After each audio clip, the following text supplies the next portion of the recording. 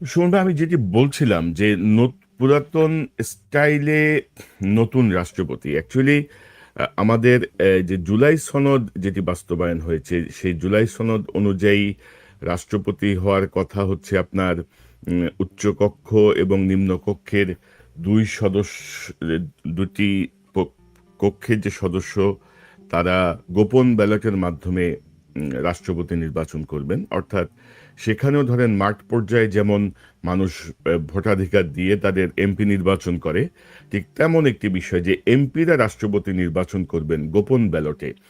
এবং আমি যদি আপনাকে একটু দেখাই যে জুলাই সনদের কিছু জায়গায় বিএনপি নোট অফ ডিসেন্ট দিয়েছে, কিন্তু রাষ্ট্রপতির এই জায়গাটায় electing president BNP other parties back secret ballot vote by both houses. অর্থাৎ বিএনপি কিন্তু আহ, আহ, যে উম, ঐক্যমত্য কমিশনের যে কনসেনসাসের যে জায়গাটা ছিল, সেই জায়গাটায় কিন্তু বিএনপিও একমত ছিল যে তারা গোপন ব্যালটে এই রাষ্ট্রপতি নির্বাচন করবে। এবং যেটি মানুষের প্রত্যাশা ছিল যে একজন দলীয় ব্যক্তিকে আমার মন চাইলেও আমি অমুককে রাষ্ট্রপতি বানাই দিলাম, সে চিরজীবন আমার অনুগত থাকবে।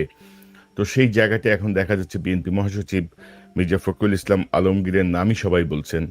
যদিও মাঝখানে আমরা শুনতে পাচ্ছিলাম যে আইরিন খান, তাকে রাষ্ট্রপতি করা হবে, এবার একজন মহিলা রাষ্ট্রপতি পাবে বাংলাদেশ। আহ, আবার দেখলাম তার নাম আলোচনায় আছে আবার নাই। তো মির্জা ফখরুল এক্সকিউজ মি দীর্ঘদিন ভাই, ধরে। জি, জি, শুনতে এখানে পাচ্ছেন আপনি আমাকে? আমি দেখছি দর্শকের কমেন্টে অনেকে বলছেন যে সাউন্ড নাই, অডিও নাই। আহ, আমার অডিও নো। তারা বলছেন নো সাউন্ড। আচ্ছা, আমি তাহলে একটু সেট আপ করে দেখি তো। আমি অডিওর সমস্যাটা ভুগছি, কিন্তু আমার এখান থেকে তো সাউন্ড ঠিক আছে। আপনার আপনার এখানে আছে? আপনি পাচ্ছেন তো আমার সাউন্ড? আমি শুনতে পাচ্ছি আপনাকে, সাউন্ড ওকে, সাউন্ড ওকে আছে, ঠিক আছে। সাউন্ড ওকে। আপনি আপনি বোধহয় আপনি শুনলে, একজন দুইজনে হ্যাঁ তাদের হ্যাঁ, পিসিতে একজন শুনতে দুজনের পাচ্ছেন। সমস্যা হতে পারে। তো যাই হোক, তো এই যে ধরেন আমরা এই জায়গাটা আপনি কিভাবে দেখেন? ধরেন এখন ধরেন এই রাষ্ট্রপতি, বিএনপি তো উচ্চকক্ষের ব্যাপারে বিএনপির 31 দফাতেই বিএনপির উচ্চকক্ষের কথা আছে, জুলাই সনদে উচ্চকক্ষের কথা আছে, কিন্তু ভেরি আনফর্চুনেটলি গত 6 মাসে কিন্তু এই নিয়ে কোনো কথাবার্তা হয় নাই বা আমরা যাই নেই। তো এখন এই যে রাষ্ট্রপতি আহ, মির্জা ফখরুলের নাম আসছে, সবাই অভিনন্দনও জানাচ্ছেন নতুন রাষ্ট্রপতি।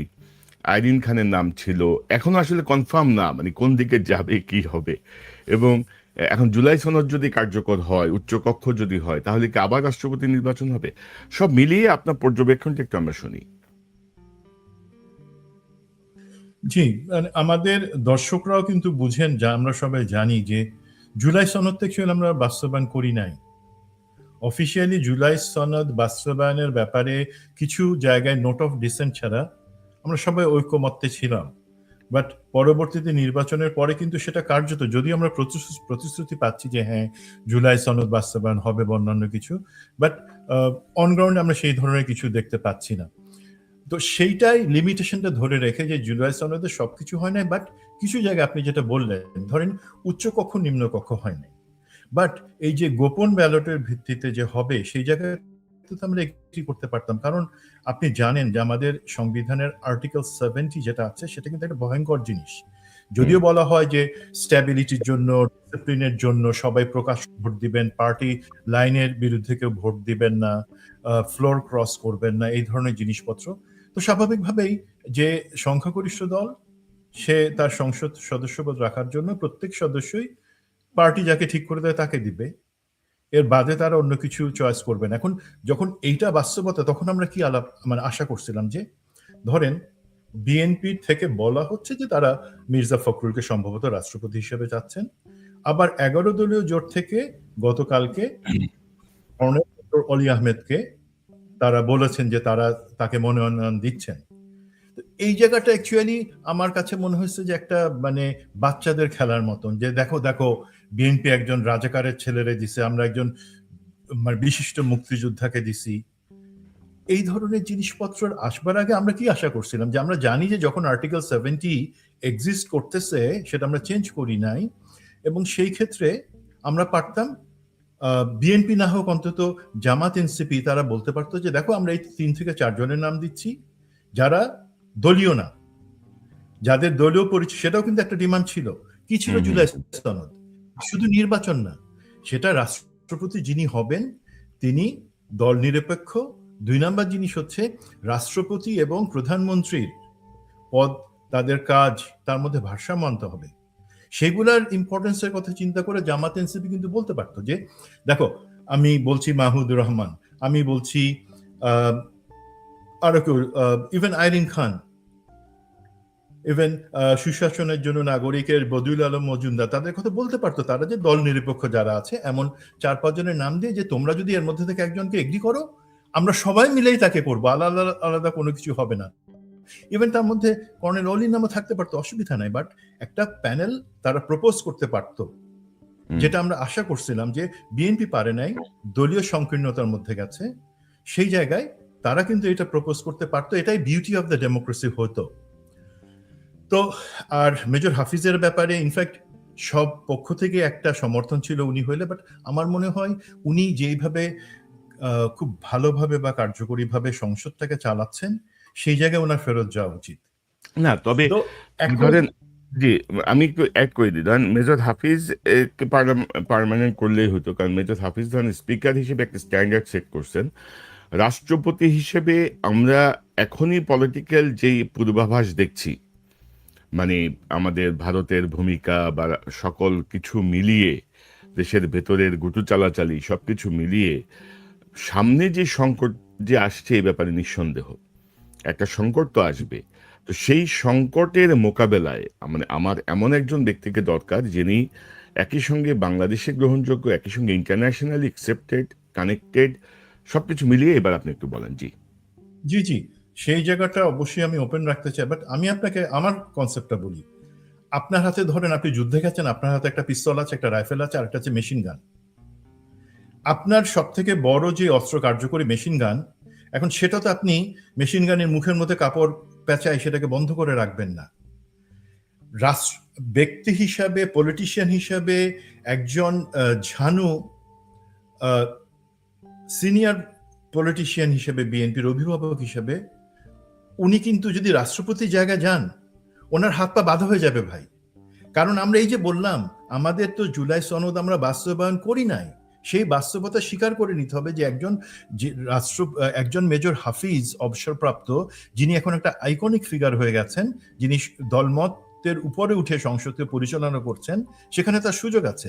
বাট যখনই উনি রাষ্ট্রপতির জায়গায় তাকে বসে দেওয়া হবে, ভাই রাষ্ট্রপতি পদটা কি করা হয়েছে বলেন তো?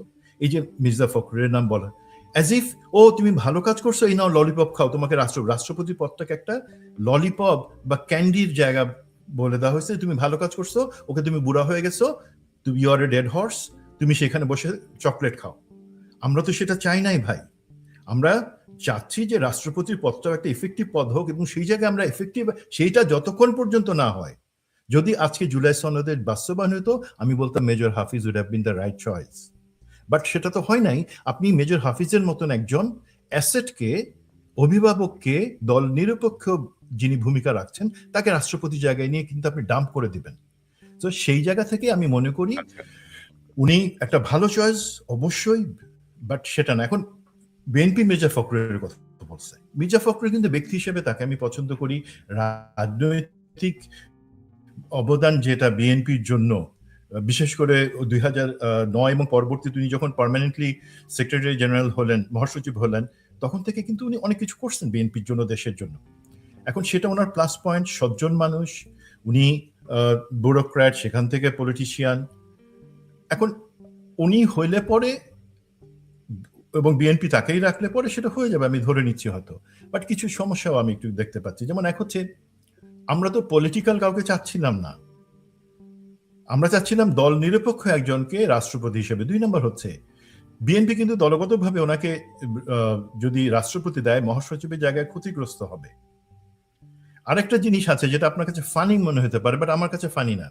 এই যে আছে ফাহাম আব্দুল সালাম, যিনি জামাই কোটায় বুদ্ধিজীবী নামে লোকে যা বলে, বাট তার লেখা যথেষ্ট শক্তিশালী। এখন সমস্যা হচ্ছে কি, আমার একটা ভয় যে আমাদের রাষ্ট্রপতির যে অফিসটা বা সেইখানে যে জায়গাটা, সেই জায়গার কিছু ইনফরমেশন পাবলিকলি চলে আসবে।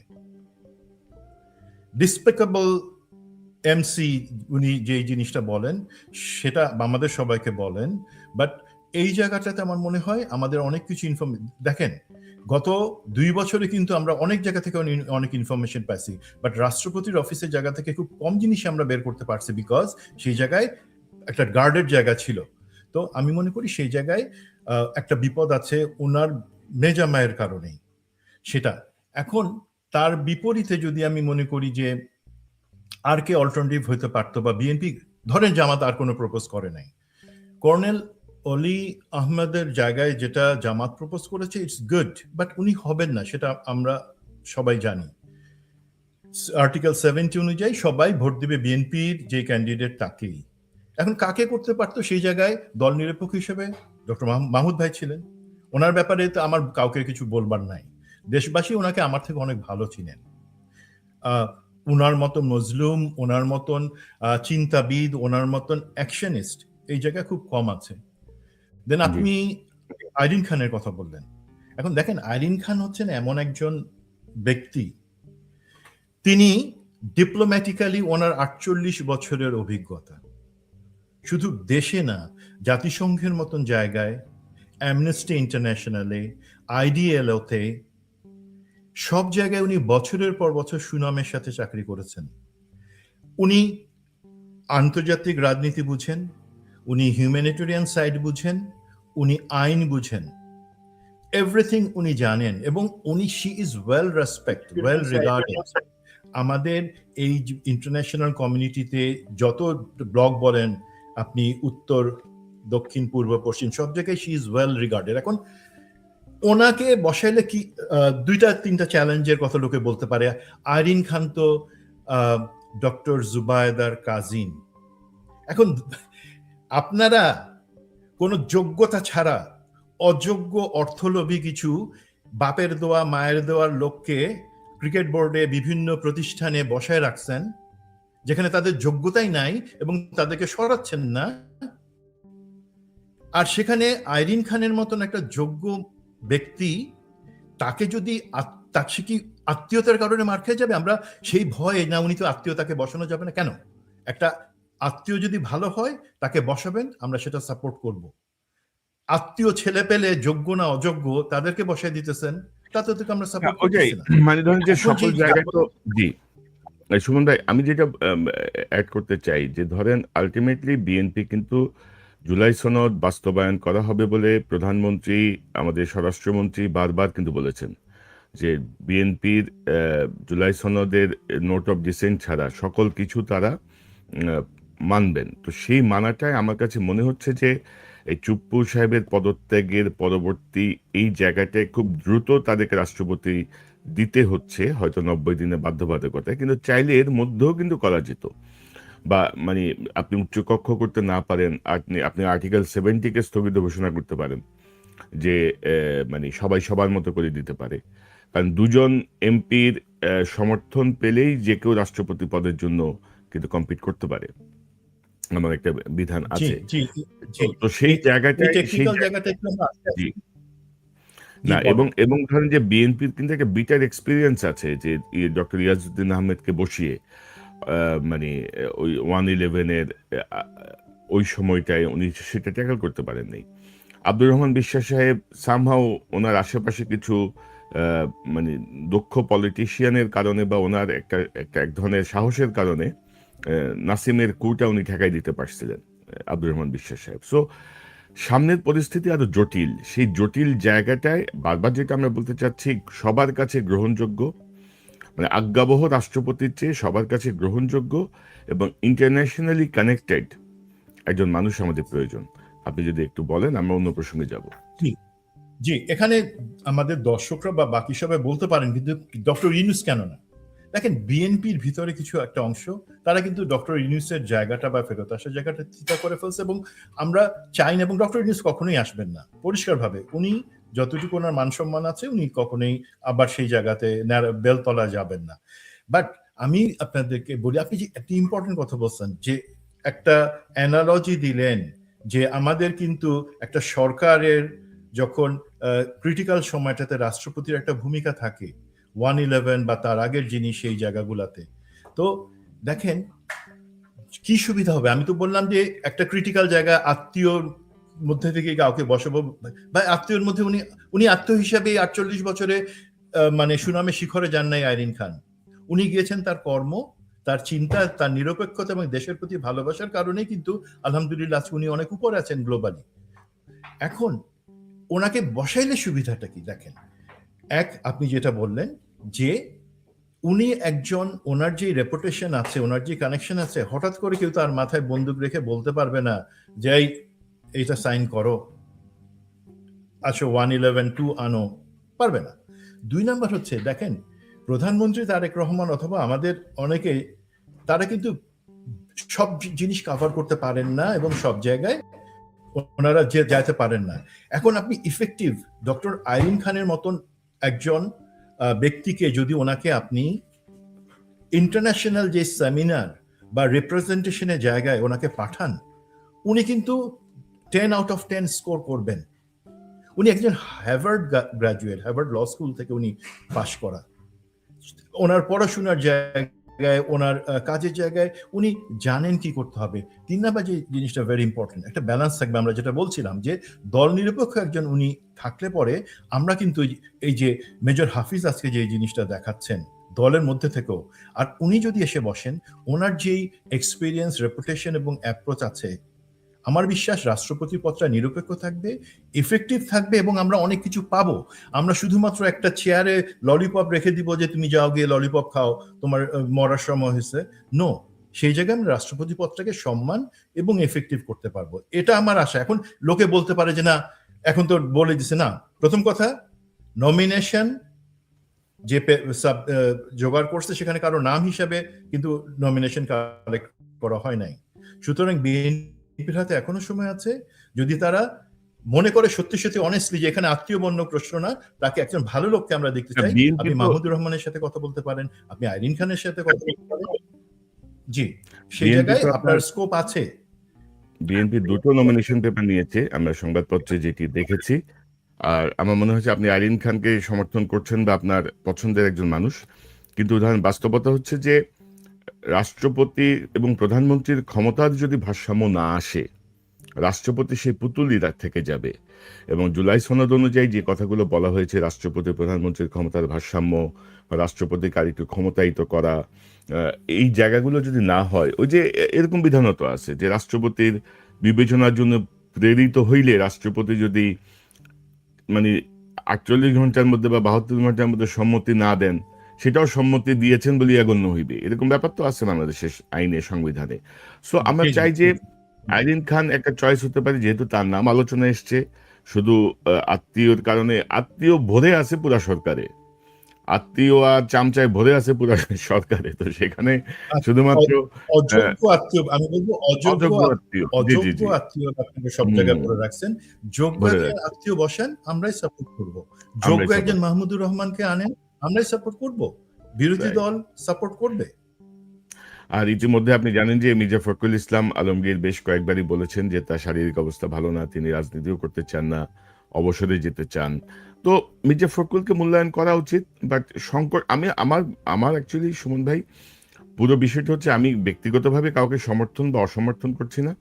আমি চাচ্ছি যে এমন যোগ্য কেউ বসুক, যেটি আমি প্রজেক্টেড দেখছি, আপনিও দেখছেন, আপনার সঙ্গে আমার যখন পার্সোনালি কথা হয়, যে সামনের যে সময়টা আসছে সেই সময়টায় রাষ্ট্রপতির ঘাড়ে যখন পুরো রাষ্ট্র যে চেপে বসবে, মানে রাষ্ট্রের দায়িত্ব যখন চেপে বসবে, তখন আসলে কিভাবে তিনি অ্যাক্ট করবেন, কারণ আমাদের অতীতের অভিজ্ঞতা ভালো না। তো এখন দেখা যাক, আমরা আমাদের বার্তা পৌঁছাই দিচ্ছি, বিএনপি কি করে, বিএনপি যা বুঝে সেটাই করবে। আমাদের তো কিছু করার নেই। তো আমরা দেখছি যে ভারতের সাথে বাংলাদেশের একটা কূটনৈতিক টানাপোড়েন শুরু হয়েছে সুমন ভাই।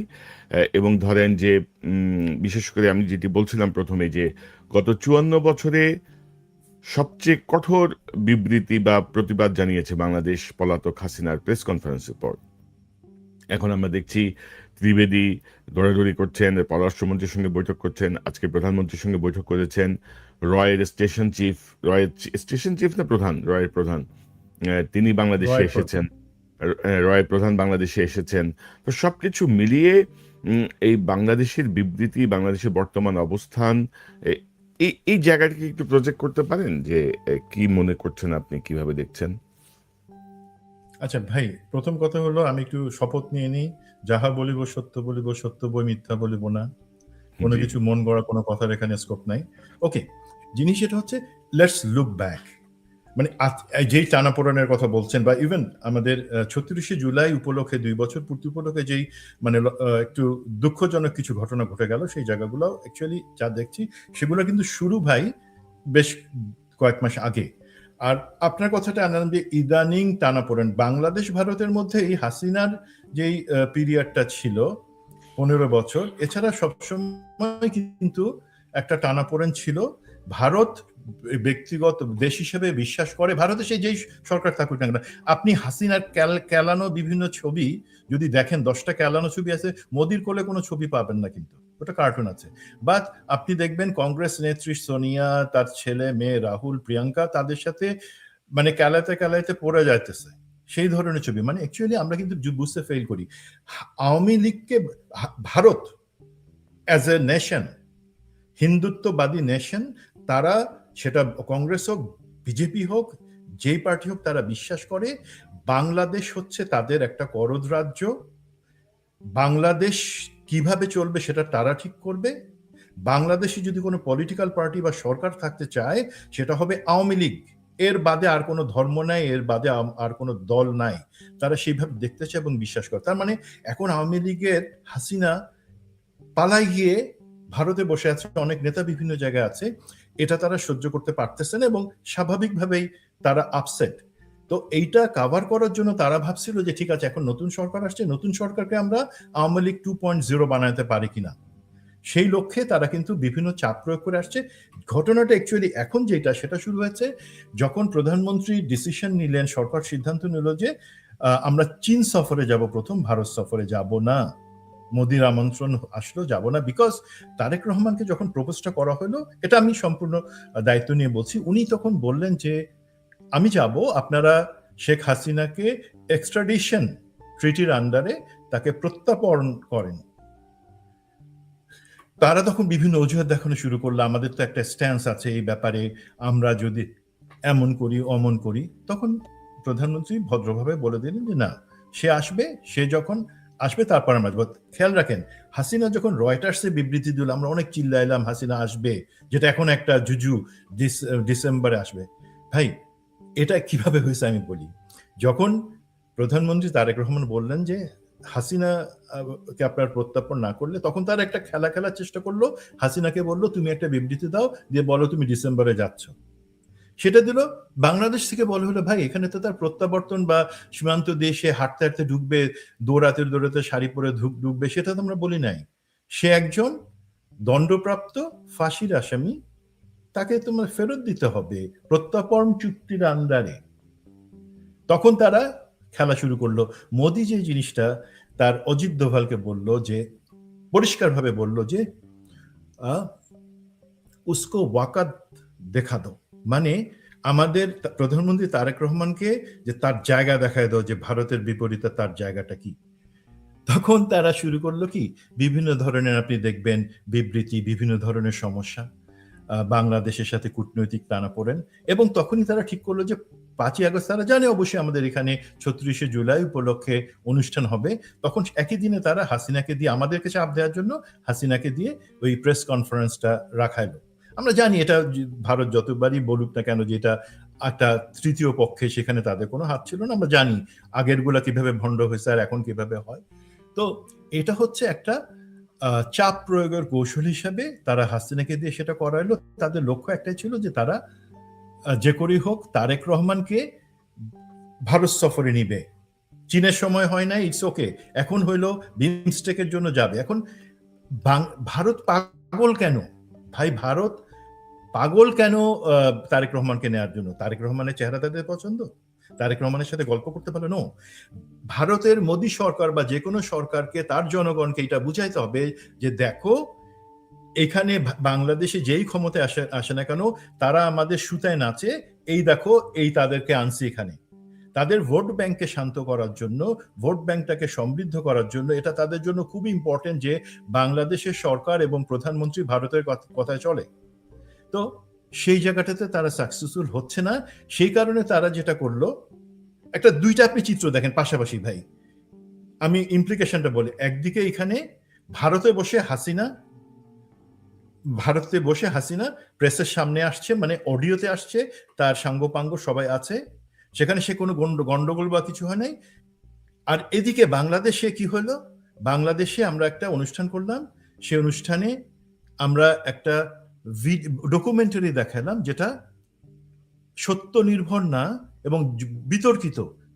সেই ডকুমেন্টারিতে দেখানোর আগের কয়েকদিন কিন্তু বাংলাদেশে কিছু অবার্চিন লোক তারা জামাত শিবির এনসিপিকে পিটাইলো বিভিন্ন জায়গায়। জিনিসটা এইভাবে করে ধরেন সেই রকম একটা ক্ষত নিয়ে তখন লোকে গেল সেই প্রোগ্রাম এবং গিয়ে দেখলো যে জুলাইকে বিকৃত করা হচ্ছে, তারা প্রতিবাদ করলো, একটা গন্ডগোল হলো। এই যে জিনিসটা একদিকে, এই মেসেজটা কি গেল সবার কাছে ইন্টারন্যাশনাল এবং ন্যাশনালি, যে ভারত হাসিনাকে এখনো পালে, ভারত হাসিনাকে ব্যাক করে এবং হাসিনা যে কোনো মূল্যেই হোক বাংলাদেশে আসবে, উইচ ইজ রং। আর আরেকটা মেসেজ কি গেল, বাংলাদেশে জুলাই ঐক্য নষ্ট হয়ে গেছে, বাংলাদেশের এই সরকার জুলাইয়ের ইতিহাসকে বিকৃত করার চেষ্টা করতেছে এবং দমন নিপীড়ন হচ্ছে। দুইটা কন্ট্রাডিক্টিং মেসেজ কিন্তু চলে গেল পৃথিবীর কাছে। কূটনীতিকরা ছিলেন, তারা কিন্তু ওই মেসেজ নিয়েই চলে গেছেন, অনুষ্ঠান থেকে ত্যাগ করে চলে গেছেন তারা। তো এই জিনিসটা কি আমরা চাইছি? এই জিনিসটা আমরা চাই নাই। তো এখন এই জিনিসটা যে করা, তারা করে কি লাভ হইলো? এখন আপনি বলতেছেন ত্রিবেদী, দীনেশ ত্রিবেদী, তার সে যখন অ্যাপয়েন্টমেন্ট নেয় তখনই আমরা বলছিলাম সে কত কি ঝানু পলিটিশিয়ান। দীনেশ ত্রিবেদী যে জিনিসটা চাচ্ছে এখন, সেটা হচ্ছে যে কোনোভাবে হোক প্রধানমন্ত্রী তারেক রহমানকে বিমস্টেক সম্মেলনে জয়েন করার জন্য। আপনারা জেনে খুশি হবেন যে কোনো ভারত বিরোধিতা বা অন্য কিছু না, শুধুমাত্র দেশের আত্মসম্মান, সেই জিনিসটা চিন্তা করে আজকে সন্ধ্যার সময় প্রধানমন্ত্রী তারেক রহমানের পক্ষ থেকে পরিষ্কারভাবে বলে দেওয়া হয়েছে যে উনি যাবেন না বিমস্টেকে। এবং একই জিনিস যে তোমরা এই খুনি হাসিনাকে ফেরত না আনা পর্যন্ত, বাংলাদেশকে সম্মানের জায়গায়, সমমর্যাদার জায়গায় না দেখা পর্যন্ত আমি সফর করব না। এটা কিন্তু হচ্ছে একদম সিদ্ধান্ত দিয়ে দেওয়া হয়েছে। আপনি যেটা বললেন যে যুগান্তকারী একটা স্টেটমেন্ট দেওয়া হয়েছে 5 তারিখের পরে পররাষ্ট্র মন্ত্রণালয় বা সব জায়গা থেকে, আমি ওটা অ্যাপ্রিসিয়েট করি। বাট আপনি একটু খেয়াল করে দেখেন তো, সত্যি কি এটা এত হাত তেলে? আমরা তো ওই রিয়ার স্টলে বসে ভাই ছোটবেলায় এই ওয়াসিম জসিমের মারামারি হলে হাততালি দিতাম, দিতাম শুধু, হ্যাঁ, সেটা দিছি। প্রতিবাদ জানাইছেন ওনারা? কি কাউকে প্রতিবাদ জানাইছেন যে এটা শুধু একটা স্টেটমেন্ট দিলে তো হয় না? হাই কমিশনের যে স্টেশন চিফ আছে তখন তাকে ডেকে পররাষ্ট্র মন্ত্রণালয়ের প্রতিবাদ জানানোর কথা, কিন্তু সেটা হয় না কিন্তু। তো তারপর আমি আশাবাদী যে যেই অবস্থায় আমরা এখনকার পজিশনটা ধরে রাখছি, ভারতকে বুঝাই দিতে হবে যে দেখো, আমরা কিন্তু তোমাদের এই তাবেদারি বা কোনো কিছু মেনে নেওয়ার জন্য এখন নাই, এবং আমাদের তোমরা যে ঐক্য নষ্ট করার চেষ্টা করতেছো, তোমাদের ভিতরে রয়্যাল লোক বা অন্যান্য সবাইকে, আপনি কি মনে করেন না যে এই যে ছোটখাটো জিনিসপত্র মারামারি হচ্ছে, বিভেদ, আমরা কি চাইছিলাম? সমস্ত রাজনৈতিক দলের ঐক্য, জুলাই ঐক্য। সেই জায়গায় যে বিভেদটা তো, এটা কি আপনি মনে করেন এর মধ্যে রয়ের, আওয়ামী লীগের, ভারতের হাত আছে? সুমন ভাই, আমি একটা বিষয় যোগ করতে চাই আপনার সাথে। ধরেন তারেক রহমান সাহেব কিন্তু জুলাই যে অনুষ্ঠান, সেখানে তিনি বলেছেন যে জুলাই কিন্তু কোনো দলের একক কোনো কৃতিত্ব না, এটা সম্মিলিত একটা প্রয়াস, সম্মিলিত একটা বিপ্লব। এখানে মানে সবাই মিলে আমরা হাসিনাকে হটিয়েছি। কিন্তু তারপরে আপনি যদি দেখেন যে খুব ইন্টেনশনালি তারেক রহমানই জুলাইয়ের ওই যে এক দফা ডাক দিয়েছেন, তারেক রহমানই সকল কিছু করেছেন, এমন করে তাকে মানে মহান বানানোর চেষ্টা করতে, যে তাকে আসলে ক্ষতিগ্রস্ত করার চেষ্টা করছে। তো এখন মুক্তিযুদ্ধ মন্ত্রণালয় যেই ডকুমেন্টারি বানিয়েছে, এরপরে দুঃখ প্রকাশ করলে হবে? ঘাট ধরে বের করে দিতে হবে কে বানাইছে এটা, কোন প্ল্যান থেকে আসলে এইভাবে ডকুমেন্টারিটা তৈরি হলো। মানে এসব ফাইজলামির তো কোনো মানে নাই, তাই না? এবং ধরেন যে আপনার একদিকে হচ্ছে আপনাকে আওয়ামী লীগকে মোকাবেলা করতে হবে, আরেকদিকে ভারতের এইসব কুটচাল মোকাবেলা করতে হবে। সেই জায়গাটায় ন্যাশনাল যে ইউনিটি থাকার কথা, সেই ইউনিটি নাই। বিএনপি মারতেছে এনসিপি রে, জামাতে কামরা কামড়ি, এটা সেটা, মানে এটা আনএক্সপেক্টেড। তার মানে কি? তার মানে আপনি কি মনে করেন যে দলের ভেতরে যে ইন্ডিয়ান এজেন্ট, আওয়ামী লীগের এজেন্ট, আমি তো মনে করি যে বিএনপি বলেন জামাত বলেন, এই দুই দলে তো অবশ্যই মানে রয়ের এজেন্টও আছে, আওয়ামী লীগের এজেন্টও আছে, এবং তারা মিলে একটা স্পয়েল করার চেষ্টা করছে এই সরকারকে। জাস্ট মাত্র 6 মাস কিন্তু এখন পূর্ণ হয়নি, আর 7 দিন আছে 6 মাস পূর্ণ হওয়ার। তা আপনি কি মনে করেন? জি, এই জায়গাতে আমি অবশ্যই আপনার সাথে একমত হই। এখন লোকে বলতে পারে এগুলা গুজব ছড়ানো। ভাই, আমরা এই ধরনের একটা সমস্যায় না থাকলে যে আমাদের দলের ভিতরেই ভারত এবং আওয়ামী লীগের লোকজন আছে, দেখেন এই জিনিসটা দেখেন ভাই, গুপ্ত গুপ্ত বলে যে জিনিসগুলো বলা হচ্ছে, এবং আমি প্রধানমন্ত্রী তারেক রহমানকে অনুরোধ করব যে আপনি প্লিজ এই গুপ্ত গুপ্ত কথাটা বলবেন না। কেন বলবেন না? এটা হচ্ছে শাহেদ আলম, যাকে অনেকে তাচ্ছিল্য করে বিরিয়ানি আলম বলে, সেই জায়গা, এবং ডক্টর জাহিদ, আপনার পলিসি উপদেষ্টা যে আছে, তারা কিন্তু এই গুপ্ত গুপ্ত জিনিসটা বের করছে। এখন আপনি বিএনপি একটা জবাব আমাকে দিক, সব দলে গুপ্ত আছে এবং গুপ্ত হয়ে থাকাটার মধ্যে খারাপ কিছু নাই। আপনারা কি গুপ্ত ছিলেন না? যখন জুলাই আন্দোলন আমাদের চলতেছিল, তখন কি মির্জা ফখরুল ইসলাম আলমগীর বলেন নাই ন্যাশনালি ওপেনলি যে জিনিসটা, যে এই আন্দোলনের সাথে আমরা সরাসরি যুক্ত না, এটা ছাত্রদের আন্দোলন? বাট আমি আপনি বাংলাদেশের লোক জানে, দেখে যে বিএনপি, ছাত্রদল, যুবদল সবাই আন্দোলনে ছিল, রক্ত দিছে, প্রাণ দিছে।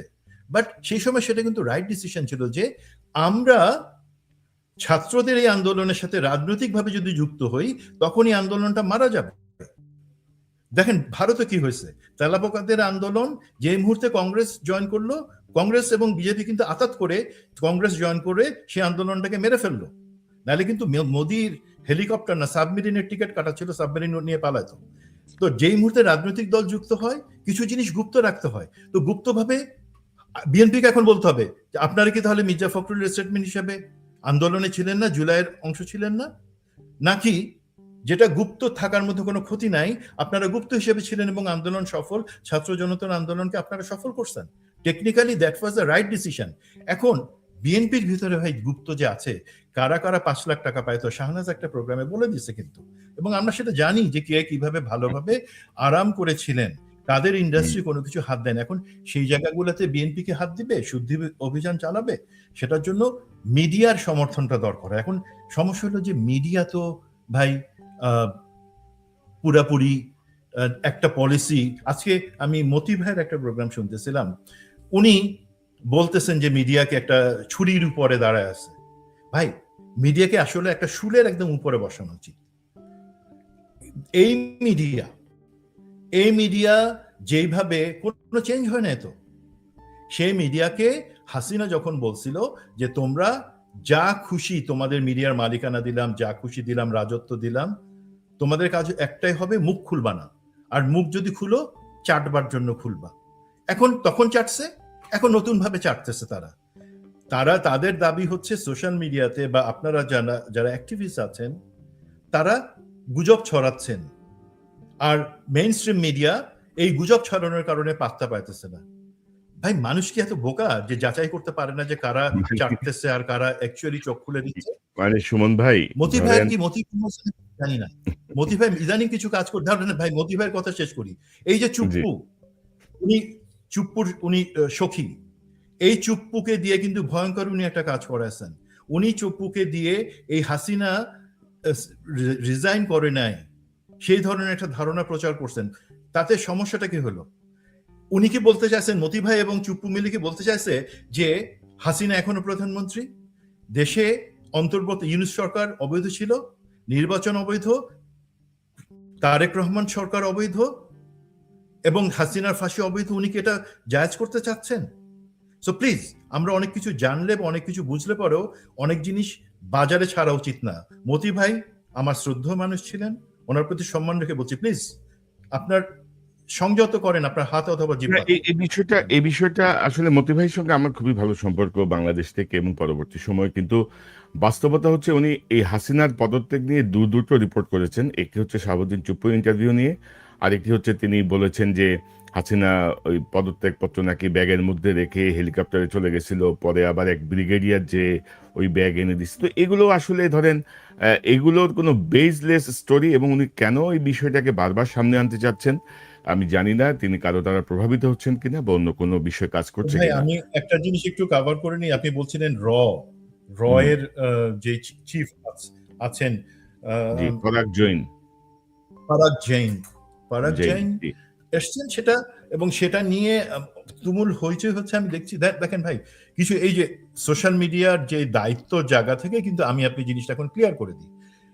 এটা বাস্তবতা যে সে বাংলাদেশের আমন্ত্রণে আসছে, লুকায় আসে নাই। হাসিনার হুম, যে পরিকল্পিত লুকায় সুড়ঙ্গ দিয়ে আসবে গরুর উপরে বসে, সেই ধরনের কিছু না। সে বাংলাদেশে ডিজিএফআই এর আমন্ত্রণে আসছে। এখন এটা কিন্তু একটা প্র্যাকটিস। এটা বছরের পর বছর, এটা হাসিনা আনে নাই, তারেক গভর্নমেন্ট আনে নাই, বেগম জিয়ার গভর্নমেন্ট আনে। এটা হচ্ছে বছরের বছর একটা প্র্যাকটিস, যে 4টা দেশ, যে কোনো দেশের গোয়েন্দা প্রধান তারা আইদার দায়িত্ব নেয়ার পরে অথবা একটা পিরিয়ডিক্যালি 2 বা 3 বছর পর পর আমাদের যে গোয়েন্দা সংস্থাগুলা পার্শ্ববর্তী, বাংলাদেশের ডিজিএফআই প্রধান কাস্টমারেরই উনি ভারত যান, উনি পাকিস্তান যান, উনি চায়না যান, তাকে গিয়ে সেইখানকার গোয়েন্দা বা অন্যান্য যে অ্যান্সিলেটরি অর্গানাইজেশনস গুলো আছে তাদের সাথে কোঅর্ডিনেশন করে আসতে হয়, একটা সমঝোতা, আন্ডারস্ট্যান্ডিং, ফ্রেন্ডলি হাই হ্যালো করে আসতে হয়। যদিও হাসিনার সময় সেটা ছিল বশ্যতা শিকারের জন্য ওইখানে গিয়ে সেজদা করে আসার জিনিস ছিল, সেটা এখন নাই। এবং তেমনি ভাবে ভারত, পাকিস্তান, এবং যখনই আসে আমরা চিৎকার করি কেন আসলো, নো, এটা কাস্টমারেরই এই গোয়েন্দা বাহিনীগুলা একজন আরেকজনের দেশে যায়, হাই হ্যালো করে জিনিসগুলো কোঅর্ডিনেশন করে, যে আমাদের এই ইন্টার বা রিজিওনাল যেই ইন্টেলিজেন্স শেয়ারিং সেগুলো কিভাবে চলবে, আমরা কিভাবে এক দেশ আরেক দেশকে হেল্প করবো টেরোরিজম বা অন্যান্য জায়গাগুলো অ্যাড্রেস করবার জন্য। That is the thing. এখন একটা জায়গায় একটু ভুল করে ফেলছে, সেটা হচ্ছে আমাদের ডিজিএফআই ডিজি উনি যখন ভারতে গেলেন একই পারপাসে উনি গিয়েছেন, সেটা কার চিকিৎসা, মিডিয়া বললো কি তার স্ত্রীর চিকিৎসার জন্য বা তার চিকিৎসার জন্য, এটা বলা দরকার ছিল না। আমাদেরকে ওপেন হতে হবে যে তারা গেছেন, আলোচনা হয়েছে। তেমনি ভাবে ভারতের রয়ের প্রধান আসছে, ভারতের রয়ের প্রধান যখন লুকায় চুপি চুপি, বা অজিত দোভাল যখন চুপি চুপি সাইফুল ইসলাম বা জেনারেল শাহিন ওনাদের সাথে বা জেনারেল মুজিবের সাথে লুকায় চুপি চুপি কথা বলে, দ্যাট ইজ দ্য পয়েন্ট যেখানে আমাদেরকে ট্রিগার অন করতে হবে যে no, that is not right. But officially যদি আসে, সে একটা ওদের অর্গানাইজেশনের সেক্রেটারি, সে আসতে পারে আমন্ত্রণে। এখন দেখেন ভাই, আমি কথাটা এই জন্য বলছি, অনেকে হয়তো বলবেন না কেন, এটা ভারতের হয়ে সাফাই না। আমাদেরকে এই সম্পর্ক রাখতে হবে। 2 নাম্বার, ডিজিএফআই, এনএসআই, এই অর্গানাইজেশন গুলা, এসবি যেটাই বলেন না কেন, সেই অর্গানাইজেশন গুলাকে লোকে বলে এই করো ওই করো। আমাদের তো ভাই এই জিনিসগুলোকে কেটে ফেলবো না, আমাদেরগুলো শক্তিশালী করতে হবে। বা আমাদের 55 বছরের ইতিহাসে প্রথম 2 বা 3 বছর বাদ দিয়ে, আমি ভাই আজকে একটা জিনিস বলি, আমি যেহেতু একটা বাহিনীতে ছিলাম এবং আমি গোয়েন্দা সংস্থাতে ছিলাম, আমাদের দেশটাকে ভারতের থাবা থেকে টিকায় রাখবার জন্য একটা বড় ভূমিকা কিন্তু সবসময় আমাদের এই ডিজিএফআই, এনএসআই তারা রাখছে। আমরা সেই জিনিসগুলো জানি না বা এগুলো পাবলিকলি আলাপ করার বিষয় না, বাট জেনে রাখেন আমাদের ডিজিএফআই, এনএসআই এবং সেনাবাহিনী কেপেবল অফ এই কুত্তার লেজে, যখন যেই কুত্তাটা বেয়াদব, আমরা করতাম কি তারাবাতি জ্বালায় দিতাম, ওর আগুন সামলাইতে ব্যস্ত থাকতো। তো ভারত যখন আমাদের উপর আগ্রাসন, পার্বত্য চট্টগ্রামে বিচ্ছিন্নতাবাদীদের সহায়তা, আমাদের দেশে সিরিজ বোমা হামলাতে সহায়তা, সেই জিনিসগুলো করে যায়, তখন কিন্তু আমাদের এই অর্গানাইজেশন গুলাই আমাদের টুল আছে, ওদের লেজে আমরা তারাবাতি জ্বালাই দেই এবং দিতে পারি, সেটা আমরা জানি। এবং ইনশাল্লাহ সেটা করবার জন্য আমাদের দক্ষ, দেশপ্রেমিক এবং সরাসরি রাজনৈতিক কমান্ডের আন্ডারে বা সরকারের আন্ডারে ডিজিএফআই, এনএসআই থাকতে হবে এবং সেগুলাকে শক্তিশালী করতে হবে, এর জি, কোনো বিকল্প নাই। জি, সুমন ভাই ধরেন আমরা আমাদের গোয়েন্দা সংস্থার উপরে আস্থাশীল। আমরা জানি যে তারা অনেক কিছুই মোকাবেলা করেছেন। আমরা টেকনিক্যাল কারণে অনেক কথা হয়তো পাবলিকলি সামনে আনতে পারি না, বিশেষ স্বার্থে, দেশের স্বার্থে। কিন্তু বাস্তবতা হচ্ছে যে ধরেন আ রয়ের স্টেশন চিফ বা আইএসআই স্টেশন চিফ বা প্রধান বা যেই আসুক, এটা আসতেই পারে, এটা একটা পারস্পরিক রিলেশনশিপ, প্রতিবেশীদের মধ্যে এটা থাকতেই পারে নিরাপত্তা বা অনেক ইস্যুতে। জি, জি। কিন্তু সেটি যেন দাসত্বে পরিণত না হয়, যেটি আমরা হাসিনার আমলে দেখেছি। সেই জায়গাটা নিয়ে সোশ্যাল মিডিয়া অনেক সরব, যদিও আমি জাতীয় কোনো পত্রিকা এখন পর্যন্ত এই সফর নিয়ে তেমন কিছু দেখি নাই। এবং আমার বক্তব্য হচ্ছে যে এই জায়গাতে আমার কোনোই আপত্তি নাই যে রয়ের প্রধান আসবেন, আইএসআই এর প্রধান আসবেন, যাবেন। আমাদের মধ্যে মানে কি বলবো, ভাব বিনিময় হবে, তথ্য বিনিময় হবে। এগুলো হতেই পারে। মানে এটা বৃহত্তর স্বার্থ হতেই পারে। কিন্তু আমরা যেন তাদের কাছে বিক্রি না হয়ে যাই। এবং আরো ভয়ের কথা হচ্ছে হাসিনার গত দুঃশাসনের সময় ফ্যাসিস্ট রেজিমে হাসিনা যেভাবে এই সংগঠনটিকে তোষণ এবং পোষণ করেছে, তাদেরকে যেভাবে ডিজিএফ এর ভিতরে অফিস বসিয়ে দিয়েছিল, সেই জায়গাটা নিয়ে আসলে এখনো কতটুকু ক্লিয়ার হয়েছে আমরা জানি না। সেই জায়গাগুলো নিয়ে আপত্তি। এবং আপনি জানেন যে আমাদেরকে চীন বা টার্কি তাদের যুদ্ধ বিমান দেওয়ার ক্ষেত্রে তারা ভয় পায় যে বাংলাদেশের ভেতরে এখনো যেহেতু ভিনদেশি এজেন্টরা হয়তো সক্রিয় আছে, যার কারণে হয়তো এই তথ্য মানে এই মেকানিজমটা, এই যুদ্ধ বিমানের যে মেকানিজমটা, এটা হয়তো হাতছাড়া হয়ে যেতে পারে। এই জন্য তারা দিতে চায় না, তারা বলে তোমরা পাকিস্তানে হেল্প নাও, ইত্যাদি ইত্যাদি। তো সেই জায়গাগুলো মিলিয়ে আমাদের কিছু ভয় তো থাকেই। এবং আমার মনে, আমি জানি না তারেক রহমান সাহেব এই জায়গাগুলো কতটুকু কঠোরভাবে অ্যাডজাস্ট করছেন বা করতে পারবেন। আশা করি তিনি পারবেন, সে প্রত্যাশা আমরা রাখি। তো আমরা একটু আবার কি একটু প্রেসিডেন্সিয়াল বিষয়টায় যাই। জি, জি। প্রেসিডেন্টের বিষয়টা একটু আলোচনা করতে চাই যে আমি বারবার যেটা বলতে চাচ্ছি, মির্জা ফখরুল ইসলাম আলমগীর, আইরিন খান, ডক্টর মাহমুদুর রহমান বা দেশপ্রেমিক একজন মানুষ রাষ্ট্রপতির পদে বসুক, যিনি সামনের ক্রাইসিস মোকাবেলা করতে সক্ষম হবেন, যাকে ইন্টারন্যাশনালি অ্যাকসেপ্ট করা হবে, যিনি দেশের মানুষের কাছে গ্রহণযোগ্য।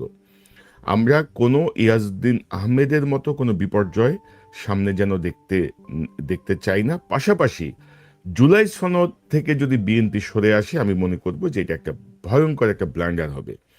এখন যেমন তথ্যচিত্রে আপনি নাহিদ, সার্জিস, হাসনাতদেরকে বাদ দিয়ে বিএনপির প্রধানকে মহান বানানোর চেষ্টা করবেন, বলবেন যে তাদের কোনো ভূমিকাই ছিল না এমন একটা ভাব করবেন, পরে দুঃখ প্রকাশ করবেন। আমার মনে হয় যে এই বিষয়গুলো বিএনপিকে ক্ষতিগ্রস্ত করবে। এবং জুলাই সনদে যেভাবে বলা হয়েছে যে গোপন ভোটে, সরাসরি ভোটে রাষ্ট্রপতি নির্বাচিত হবেন, আমি মনে করি এখনো সময় আছে। এই সুযোগটি অন্তত আহ, কোনো একটা ফরম্যাটে নিশ্চয় দেওয়া সম্ভব, যে আরো আরো কয়েকজন দাঁড়াক, আরো কয়েকজন রাষ্ট্রপতির পদের জন্য আহ, আহ, দাঁড়াক। আইরিন খানের পক্ষে মনোনয়নপত্র জমা দেওয়া হোক, মাহমুদুর রহমানের পক্ষে মনোনয়নপত্র জমা দেওয়া হোক, এরকম আরো দু একজন যদি থাকেন প্রস্তাবিত, তাদের নামে দেওয়া হোক। সংসদ সদস্যরা স্বাধীন ভোটে নির্ধারণ করবেন যে কে আমাদের রাষ্ট্রপতি হবেন ভবিষ্যতে। আপনি কি মনে করেন?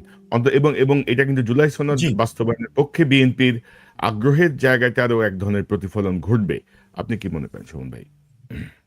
আগ্রহ তো শুধু না ভাই, এটা তো হচ্ছে বিএনপির একটা কমিটমেন্ট, তার ওয়াদা। আমরা তো ওয়াদার বরখেলাফ বিএনপির কাছ থেকে আশা করি না। এখন যেটা বলছেন যে যদি আমি ধরে নিই যে এই আহ, গোপন ব্যালট সরাসরি সংসদ সদস্যরা আর্টিকেল 70 উইথহেল্ড রেখে ভোট দেওয়ার সুযোগ পাবেন, তাহলে তো খুবই ভালো। জুনাই সনদ বা বাট সেই জিনিসটা যদি ধরে নিই যে সেটা হবে না বা বিএনপি চাবে না, সেক্ষেত্রে সেফগার্ডটা কি? আপনারা সমস্ত দল নিজেরা আলাপ করেন, নিজেরা আলাপ করে ঠিক করেন যে ঠিক আছে, this is a panel of 5, তার মধ্যে থেকে আমরা, তুমি, আমরা সমস্ত পলিটিক্যাল পার্টিস জনগণের ইচ্ছার প্রতিফলন হিসাবে একজন নির্দলীয় লোককে রাষ্ট্রপতি জায়গায় আনতে যাচ্ছি, যিনি ব্যালেন্স আনবেন। সেটা ধরেন ভাই, এটা করে কিন্তু বিএনপি জনপ্রিয় হবে। মির্জা ফখরুলকে বসাই আহ, যতটুকু লাভ আপনারা দেখতেছেন, ইনশাআল্লাহ আপনারা যদি একজন নিরপেক্ষ লোককে, সর্বজন গ্রাহ্য একজন লোককে নেন, সেটাতে বিএনপি মোর অ্যাকসেপ্টেড হবে। এখন এই জায়গায় ভাই আমার একটা জিনিস আমি বলি, এটা বাস্তবতা, কেউ মাইন্ড খায়েন না। সেটা হলো বাংলাদেশ রাষ্ট্রটা কি, বাংলাদেশের জনগণ কি, সেই জায়গাটা কিন্তু শুধুমাত্র দুইজন বুঝতে পারছিলেন আমাদের 55 বছরের ইতিহাসে, শহীদ রাষ্ট্রপতি জিয়াউর রহমান এবং পলাতক ফ্যাসিস্ট পতিতা হাসিনা। এখন আমি কেন বলতেছি, দেখেন জিয়াউর রহমান এই জিনিসটা বুঝতে পারছিলেন বলে উনি কিন্তু ভারতের আধিপত্যবাদ থেকে বাংলাদেশকে মুক্ত করার চেষ্টা করছিলেন। পরিণতিতে তাকে ভারতের হাতে এবং হাসিনার ষড়যন্ত্রে এরশাদের এক্সিকিউশনে ওনাকে শহীদ হইতে হয়েছে, নিহত সিন থেকে চলে যেতে হয়েছে। আর হাসিনাও বুঝতে পারছে বাংলাদেশ কি, সে আবার উল্টা পথ ধরছে, প্রথমেই ভারতের হাতে দেশটারে বিক্রি করে দিছে যে ভাই আমারে থাকতে হবে, সুতরাং ভারতের হাতে দেশ বিক্রি করে দেই, আমার শত্রু হইল সেনাবাহিনী আর বাংলাদেশের জনগণ, তাদের এই যত বছর পাই 2040 সাল পর্যন্ত সাইজ করব।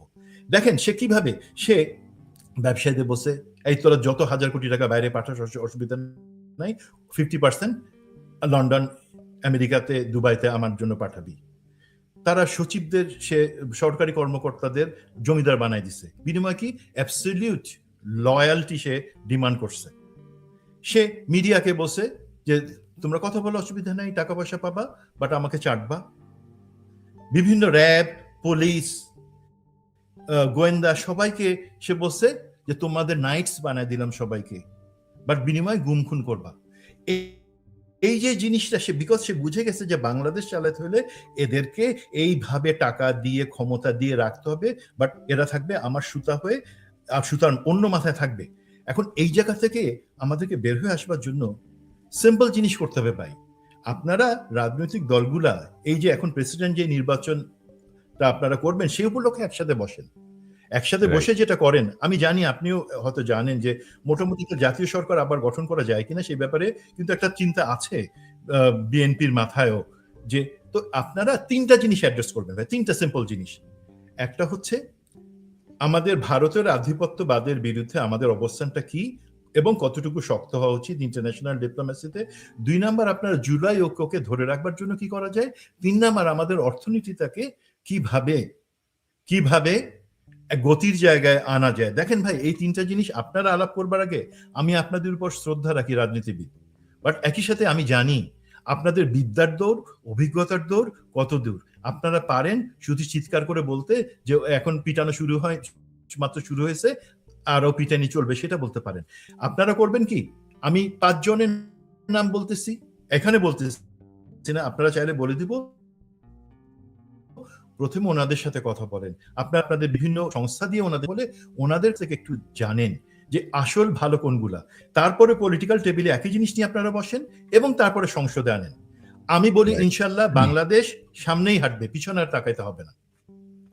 তো এখন ধরেন যে আমি আমার অনুষ্ঠানের শেষ দিকে আমি যদি বলি, ধরেন আমরা বলছি আর কি যে আর্টিকেল 70টা সরিয়ে দেওয়া উচিত, বা আমরা বলছি যে গোপন ব্যালট হওয়া উচিত, কিন্তু আপনি তো জানেন না আমাদের তো আসলে অনেক সংকটের তো শেষ নাই সুমন ভাই।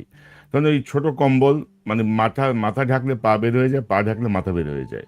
আর এত লোভী লোকজন, আপনার মনে আছে নিশ্চয়ই যে 2001 সালের বিএনপি সরকারের সময় বোধহয় ওই আওয়ামী লীগের তৎকালীন secretary general Abdul Jalil trump card খেললেন, ট্রাম্প কার্ড হচ্ছে। তো জানা গেল যে এক শিল্পপতি বিএনপির 50 থেকে 100 জন এমপিকে কিনে নিচ্ছেন, প্রত্যেককে 100 কোটি টাকা করে দিয়ে দিচ্ছেন। তো ধরেন আপনি যদি এই ভোটেও যান যে গোপন ব্যালট, মানে এটা আবার ধরেন কেউ নিজেরাই হাঁকবে যে আমাদের কত দিবা, কারে ভোট দিব কও। তো এটা আমাদের কালচার, মানে এটা আমাদের একটা বিকৃত কালচার বলবো আর কি, বিকৃত কালচার কিছু কিছু মানুষের। তো সেই জায়গাটা তো সংকট, সেই জায়গাটা এটা একটা ভালো পদ্ধতি যে সবাই মিলে বসে একটা ঐক্যমত্য আনা, যে ভাই আমাদের আমাদের বর্তমান অবস্থা এবং ভবিষ্যৎ সংকট মোকাবেলায় আমাদের মনে হয় যে এই ব্যক্তিটার উপর আমরা আস্থা রাখতে পারি। আর ভবিষ্যতে জুলাই সনদ অনুযায়ী যখন রাষ্ট্রপতি প্রধানমন্ত্রীর ভারসাম্য যতটুকুই আসে, ক্ষমতার ভারসাম্য যতটুকুই আসে বা যেভাবেই হয়, তখন আমরা এটা নিয়ে আগালাম। এটা একটা বিষয় হতে পারে নিঃসন্দেহে। সন্ধ্যা আপনার শেষ মন্তব্যটা একটু শুনি। জি, আমি ভারত বিরোধী অবস্থান মানে শুধুমাত্র ঝগড়া করার জন্য বাংলাদেশ কিন্তু নেয় নাই ভাই। আমরা যে অবস্থানটা, সেটা হচ্ছে ভারতের আধিপত্যবাদের বিরুদ্ধে নিজেদেরকে টিকায় রাখার একটা স্বাধীন সার্বভৌম। এখন লোকে অনেক সময় বিভিন্ন আওয়াজ তুলে 7 সিস্টার্স এই করবো ওই করবো, ভাই আমাদের তো এই জিনিসের জন্য আমরা না। আমাদের হচ্ছে ভারতের আধিপত্যবাদের বিরুদ্ধে আমরা টিকে থাকবো। সেখানে অনেকে সামরিক জোটের কথা বলেন, যে 10C প্ল্যাটফর্ম বা যে 17 প্ল্যাটফর্মের কথা বলেন, চীন, তুরস্ক, পাকিস্তানের সাথে সামরিক জোট। ভাই একটু বাস্তবতাটা দেখেন, আপনারা কি সত্যি কনফার্ম যে আমাদের বিপদের সময় তারা আগায় আসবে? আমাদেরকে যে টেন্সির ব্যাপারে আপনি যেটা বললেন, যে আমাদেরকে সেই প্ল্যাটফর্ম তো অ্যাকচুয়ালি ব্যবহার করতে দিবে না, কারণ আমাদের মধ্যে এখনো গাদ্দার লোকজন বিভিন্ন জায়গায় বসে আছে। তো অবাস্তব জিনিস না চিন্তা করে আমরা কেন এই জিনিসটা বলি না, আমাদের সামরিক সক্ষমতা বৃদ্ধির কথা? সেটাই কি উচিত না? আমরা কি নিজে থেকে, অন্য অনেক দেশ আছে তো যারা নিজে থেকে নিজেদেরকে ডেভেলপ করছে, ইরানের এক্সাম্পল দেখেন এবং অন্যান্য এক্সাম্পল দিয়ে আমরা আমাদের ধরেন মিসাইল ডিফেন্স এবং এই যে বিমান প্রতিরক্ষা, সেই জায়গায় কি আমি আমাদের কোনো রিটায়ার্ড জেনারেলকে কথা বলতে দেখি?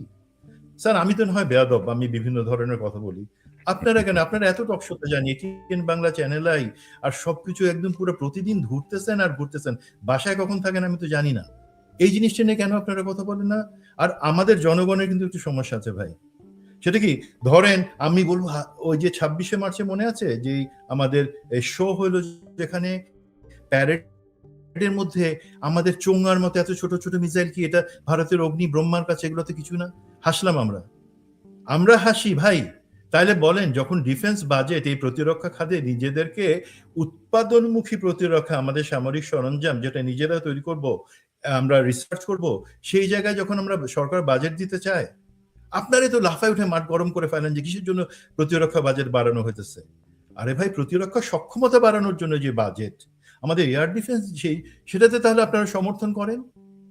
সেই জায়গায় আমাদেরকে এক জায়গায় একটু দেশপ্রেমিক হওয়া শুধুমাত্র গালিগালাজ করার মধ্যে না। আর এই জায়গায় আমি মনে করি ভারতের বিরুদ্ধে, আধিপত্যবাদের বিরুদ্ধে, হাসিনার যে ফায়জলামি, তার বিরুদ্ধে আমাদের রাজনৈতিক ঐক্যর সাথে সাথে আমাদেরকে আরেকটা জিনিস করতে হবে কি, দেখেন মিলিটারিলি জিনিসটা আমি পরে আসতেছি। আমাদের অনেকে বলেন যে ভারতের সাথে লেগে লাভ কি? হিউম্যান রিসোর্স, মানব সম্পদ উন্নয়নে বাংলাদেশের সূচক ভারতের থেকে বেশি, শান্তি বা পিসের সূচকে বাংলাদেশ ভারতের থেকে ভালো জায়গায়, অ্যান্টি টেরোরিজম পদক্ষেপ বাংলাদেশ ভারতের থেকে ভালো জায়গা, নারীর ক্ষমতায়ন এবং উন্নয়ন বাংলাদেশ ভারতের থেকে ভালো জায়গায় আছে। তো আমরা আলহামদুলিল্লাহ কি ইন্ডিকেটরস গুলাতে ভারতের থেকে ভালো আছি, আমরা নিজেরা এক থাকি, ভারতের থেকে ভালো করবো। আর একটা জিনিস করতে হবে, আমাদের এই প্রতিরক্ষা সক্ষমতা বাড়ানোর জন্য মুখে বললে তো হবে না, আমাদেরকে যে ডিফেন্স ডক্ট্রিন আছে আমাদের, সেই ডক্ট্রিনটাকে একটু আপডেট করতে হবে। ডক্ট্রিনের জন্য সাপোর্টিভ যে ট্রেনিং ডক্ট্রিন আছে সেটাকে আপডেট করতে হবে। এবং আরেকটা জিনিস খুবই দরকার, সেটা হচ্ছে লজিস্টিক্স জায়গায় সরকারকে সহায়তা করতে হবে। এবং যে একটা কনসেপ্ট আমরা রোল করার চেষ্টা করছি, মাঠে আনার চেষ্টা করছি, সেটা হচ্ছে সবার জন্য, কলেজ, হাই স্কুল এবং কলেজ লেভেলের সবার জন্য যে সামরিক প্রশিক্ষণ, মৌলিক সামরিক প্রশিক্ষণ, সেটার কনসেপ্টটা এখানে বলবার, ওপেনলি বলবার না, বা সেটা যদি সরকার সাহস করে রোল করে, আমরা ইনশাআল্লাহ জনগণের সমর্থন নিয়ে, আর কারো দরকার হবে না, যে কোনো আধিপত্যবাদকে ঠেকায় রাখতে পারবে এবং রাজনৈতিক ঐক্য, যেটা আপনি বারবার হ্যামার করছেন, সেই জায়গায় সাকসেসফুল হবে ইনশাআল্লাহ। জি, সুমন ভাই অবশ্যই। এবং ধরেন যে আমরা, আপনি যে কথাগুলো বলছিলেন যে ভারত বিরোধী অবস্থান তো আমাদের না আরকি। আমাদের হচ্ছে ভারতের আধিপত্যবাদ, ভারত যেটা করতে চায়, দাদাগিরি যেটা করতে চায়, নিয়ন্ত্রণ যেটা করতে চায়, যেটি হাসিনার মাধ্যমে তারা ১৫ বছরে বাংলাদেশের বহু গভীরে ঢুকে গেছে, সেই জায়গাটা আমরা কখনোই মানব না। বাংলাদেশের সার্বভৌমত্বের প্রশ্নে আমাদের কোনো আপোস নাই। এবং পাশাপাশি আমরা অবশ্যই আমাদের ডিফেন্স বাজেটের জায়গাটা বৃদ্ধি করতে চাই। আমরা চাই আমাদের শক্তিশালী সশস্ত্র বাহিনী। কিন্তু সেটির পাশাপাশি ওই যে তারাবাতি লাগাই দিতে হবে কিছু লোকের লেজে। তারাবাতি কিছু লোকের লেজের মধ্যে যদি আপনি না লাগান, এই ডিফেন্স বাজেট বাড়ায় কোনো লাভ হবে না। ডিফেন্স ওইভাবে শক্তিশালী হবে না। যারা বাংলাদেশের সেনাবাহিনীর ভেতরে থেকে, সশস্ত্র বাহিনীর ভেতরে থেকে অন্য পারপাস সার্ভ করবে, তাদের লেজে তারাবাতি লাগায় তাদেরকে চিহ্নিত করতে হবে, তাদেরকে বের করে দিতে হবে। তো মেজর সুমন আহমেদ, আপনাকে অসংখ্য ধন্যবাদ আপনার মূল্যবান অংশগ্রহণের জন্য। নিশ্চয়ই আমরা নিকট ভবিষ্যতে আবারও কথা বলবো। আপনি ভালো থাকবেন।